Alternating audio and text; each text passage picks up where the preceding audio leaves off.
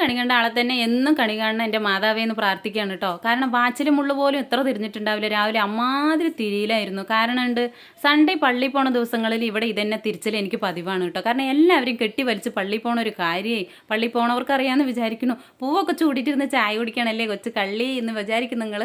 ചായ കുടിക്കുന്നതിന് മുമ്പുണ്ടായി ഒന്ന് നിങ്ങൾക്ക് കാണണ്ടേ. പള്ളിയിൽ നിന്ന് വന്നത് ഇന്ന് രാവിലെ തന്നെ ഒരു വഴക്ക്. കാരണം വാങ്ങിച്ചു വെച്ച് പാൽ അടുപ്പത്ത് വെക്കാനായിട്ട് മറന്നു പോയിട്ടോ.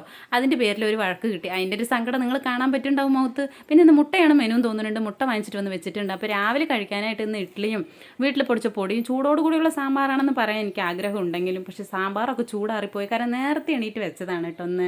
അപ്പോൾ ഈ ടിഫൻ കഴിക്കാൻ കൊടുത്തു കഴിഞ്ഞാൽ ഇവിടെ ചായ മസ്റ്റാണ് ഹോട്ടലിൽ പോലെ. ചായ കൊടുത്തില്ലെങ്കിൽ അന്ന് വൈകുന്നേരം വരെ ആ ഒരു കാരണം പറഞ്ഞ് നമുക്ക് ഉള്ള തലവേദന പോരാണ്ട് ഇവരൊരു തലവേദന നമുക്ക് ഉണ്ടാക്കി തരും.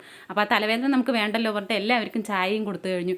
ഇപ്പോൾ മനസ്സിലായില്ലേ ആ ചായ കുടിക്കുന്നതിൻ്റെ രഹസ്യം. ചായ കുടിക്കുമ്പോൾ ഇച്ചിരി മിച്ചർ കഴിച്ച് കഴിഞ്ഞാൽ രാവിലെ തൊട്ടുള്ള യുദ്ധവും സങ്കടത്തിൻ്റെ ഒക്കെ ഒന്ന് മാറിക്കിട്ടും കേട്ടോ. അപ്പോൾ നമ്മുടെ വീഡിയോസ് ഇഷ്ടമാണെങ്കിൽ ലൈക്ക് ചെയ്യുക, സബ്സ്ക്രൈബ് ചെയ്ത് സപ്പോർട്ട് ചെയ്യുക. അപ്പോൾ ഹാപ്പി സൺഡേ.